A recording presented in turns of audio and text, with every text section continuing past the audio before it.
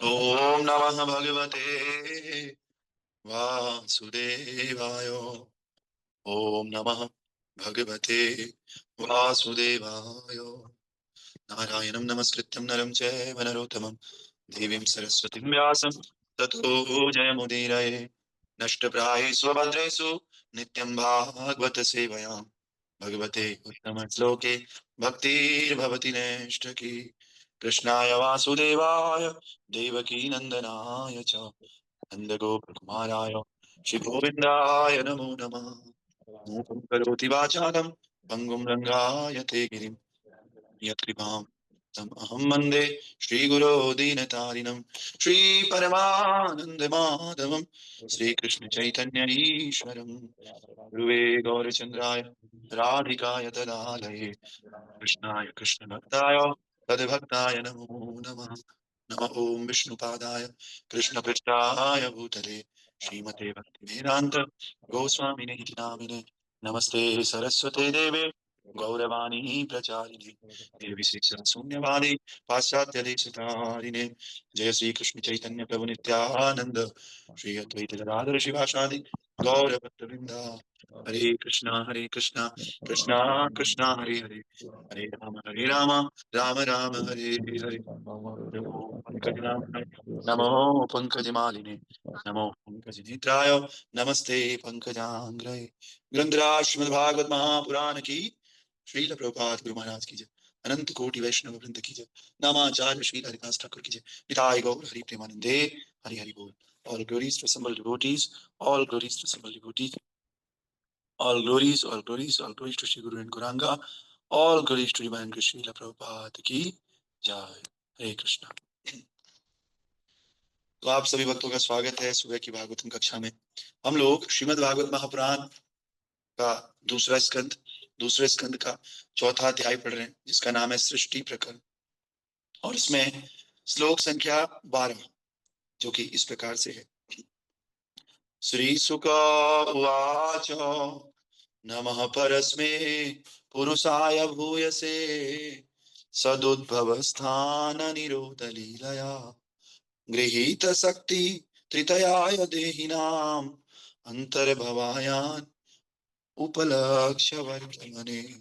श्री शुक उवाच नमः परस्मै पुरुषाय भूयसे सदुद्भवस्थान निरोध लीलया गृहीत शक्ति त्रितयाय देहिनाम अंतर्भवायानुपलक्ष्य वर्तने। श्री शुक उवाच नमः परस्मै पुरुषाय भूयसे सदुद्भवस्थान निरोध लीलया गृहीत शक्ति त्रितयाय देहिनाम अंतर्भवायानुपलक्ष्य वर्तमने। हरे कृष्ण। हरे कृष्ण प्रभु जी।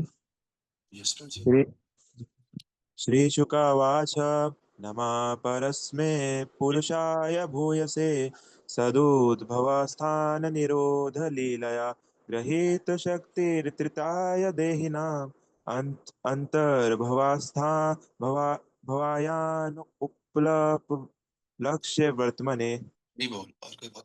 हरे कृष्ण प्रभु जी। दंड प्रणाम प्रभु जी। Yes, madam.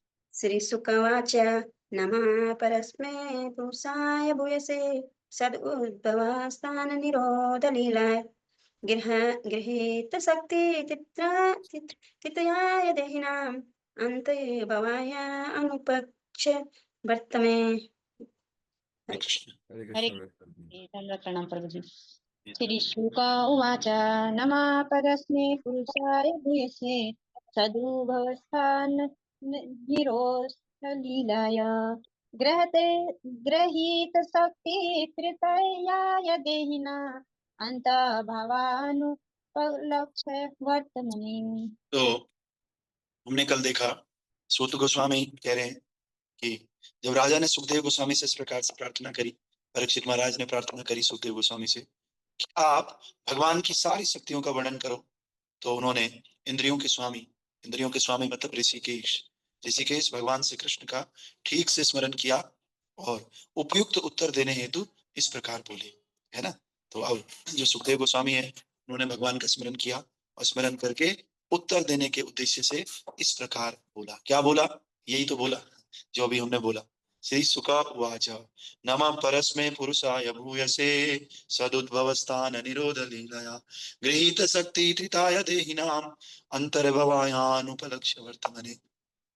श्रील सुखदेव गोस्वामी ने कहा, मैं उन पूर्ण पुरुषोत्तम भगवान को सादर नमस्कार करता हूँ जो भौतिक जगत की सृष्टि के लिए प्रकृति के 3 गुणों को स्वीकार करते हैं। वे प्रत्येक के शरीर के भीतर निवास करने वाले परम पूर्ण हैं और उनकी गतियां अचिंत्य हैं।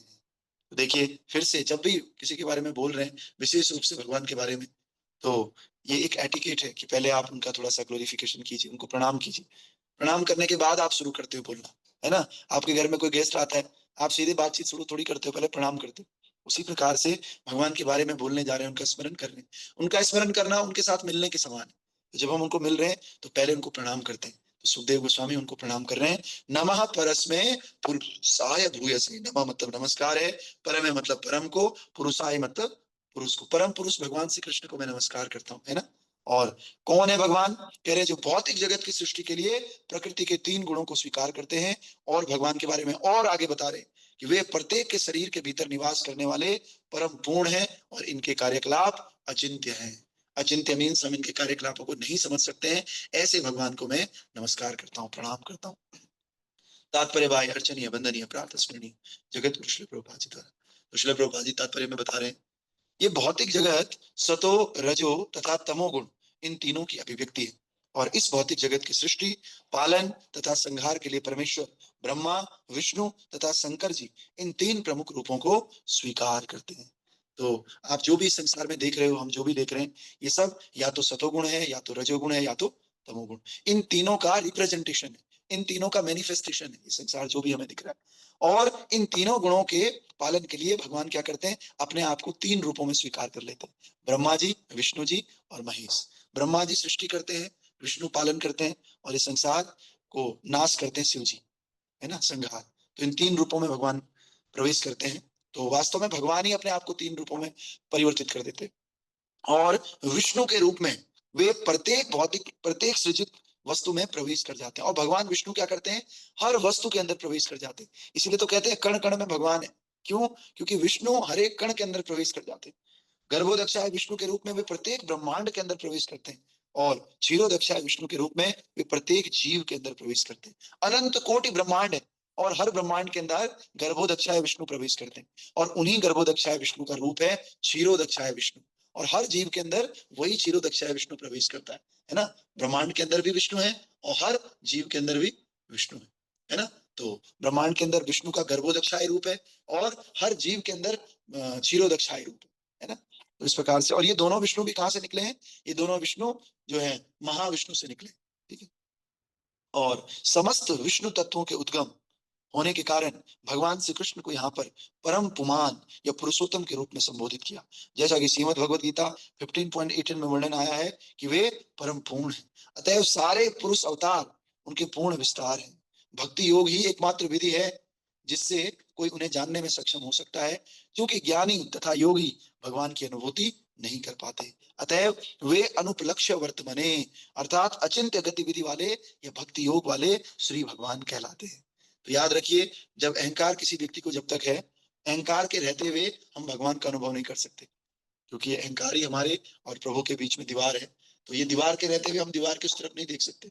हम दुनिया भर का ज्ञान लोगों को दे सकते हैं, दुनिया भर का योग और दुनिया भर की प्रैक्टिसेस लोगों को बता सकते हैं, लेकिन जब तक अहंकार है तब तक भगवत विद्या का, भगवत ज्ञान का वास्तविक रूप से अनुभव हम नहीं कर सकता। दूसरे की बात आप समझ ही नहीं पाओगे जब तक अहंकार है। अहंकार किनारे करोगे तब समझ पाओगे। जैसे आप किसी से नफरत करते हो तो आप दूसरे की बात तब तक नहीं समझोगे जब तक नफरत है। नफरत किनारे होगी तब समझ पाओगे। आपको हर बात ऐसी लगेगी, नहीं ये तो नहीं है, नहीं ऐसा ठीक नहीं है। तो इस प्रकार से प्रभु भी कह रहे हैं हमारे कि भैया कि जो भगवान है उनकी अनुभूति ज्ञानी बन करके और योगी बन करके नहीं किया जाता है। कल भी हमने कहा, तो क्या इसका मतलब हमें ज्ञान नहीं लेना है? ज्ञान अवश्य रूप से लेना है, लेकिन अहंकार को दूर करके और अपनी वास्तविक स्थिति को समझ करके कि हम तो भगवान के दास है, इस प्रकार से। और भक्ति जीवन में होनी चाहिए। बस भक्ति के साथ आप ज्ञान प्राप्त करोगे तो चलेगा, प्रभुपाद जी की पुस्तकें पढ़ोगे, सेवा करोगे तो चलेगा, लेकिन केवल ज्ञान बटोरोगे तो ये अहंकार का कारण बनता है, ठीक है। तो कल का श्लोक कल हम देखेंगे इस प्रकार से। श्लोक पढ़ लेते हैं। और एक स्टेंजा भी कर लेते हैं ताकि कल थोड़ा सा आसानी रहे।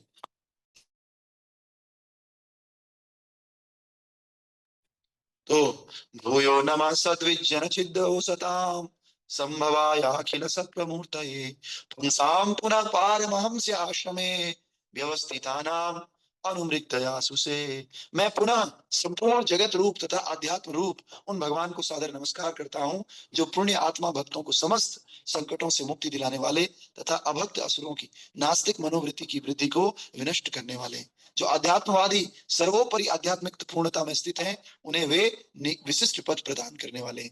भगवान के बारे में और आगे बोल रहे हैं। भगवान का भक्त सोचता है कि मैं कितना ग्लोरीफाई करूं भगवान को, मैं कितना उनके गुणों का वर्णन करूं।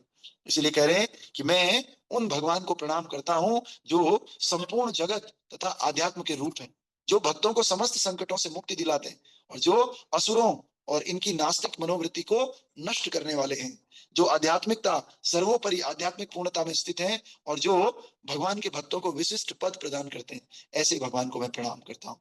ठीक है, तो भगवान श्री कृष्ण समस्त अस्तित्व के भौतिक तथा आध्यात्मिक दोनों ही जगत के पूर्ण रूप है। अखिल का अर्थ है पूर्ण अथवा जो खिल, खिल या निकृष्ट नहीं है। तो एक होता है खिल, एक होता है अखिल। खिल का मतलब निष्कृष्ट, जैसे हम लोग हम खिल है। अखिल मतलब होता है जो बहुत बड़ा है, जिसकी तुलना हम लोगों से नहीं की जा सकती। बोलते हैं ना अखिल ब्रह्मांड, ऐसे थोड़ी बोलते हैं अखिल शौर्य प्रभु या अखिल रूप गोस्वामी, अखिल तरुण प्रभु, नहीं। हम तो खिल है, लेकिन ब्रह्मांड अखिल है। हमारा आप आराम से मेजरमेंट कर सकते हो, एक फीता ले लो, हमारी हाइट पता चल जाएगी, हमारी विड्थ कितनी है पता चल जाएगी, सुबह कितने बजे, आप कुछ भी पता करना चाहो पता कर सकते हो हमारे बारे में। लेकिन ब्रह्मांड इतना बड़ा है, फीता लेके नापने चलो, नहीं नाप पाओगे, आप मर जाओगे उससे पहले, एक जन्म में तो हो ही नहीं सकता। तो इस प्रकार से ब्रह्मांड अखिल हो गया। तो अखिल ब्रह्मांड नायक भगवान श्री कृष्ण, पहले तो ब्रह्मांड ही अखिल है और उस अखिल के भी नायक कौन है? भगवान श्री कृष्ण।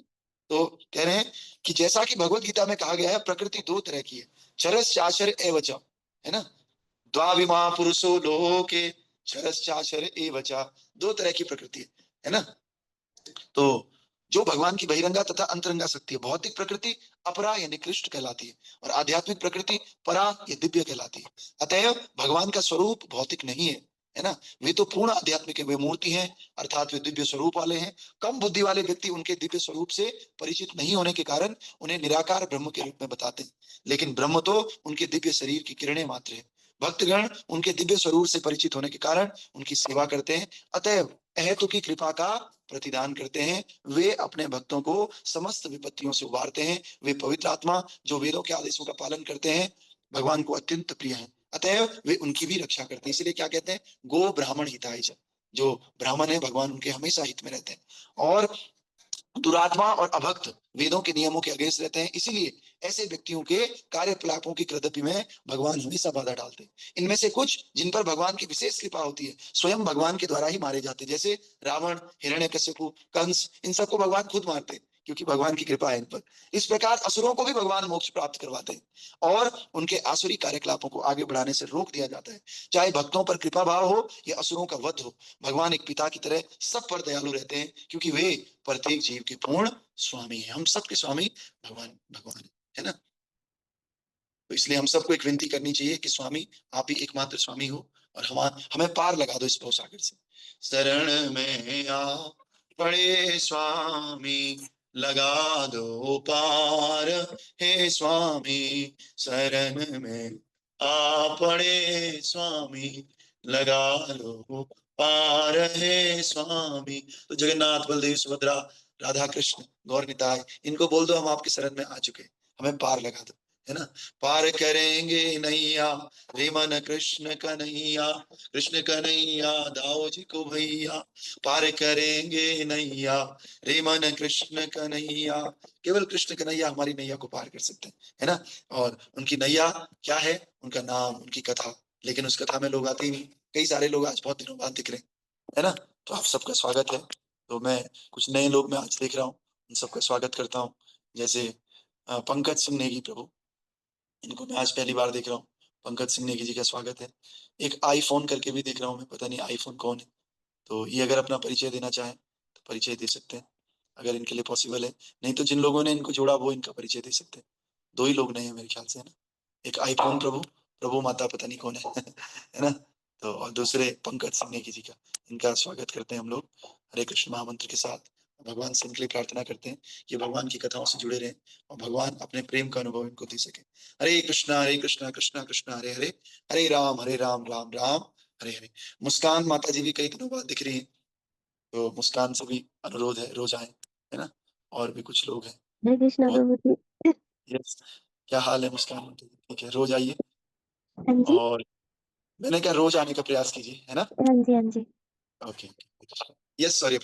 हरे कृष्ण प्रभु। प्रभु जी साईं प्रभु शायद कुछ बोलना चाह रहे हो, उन्होंने शायद ऐड करा है पंकज सिंह प्रभु।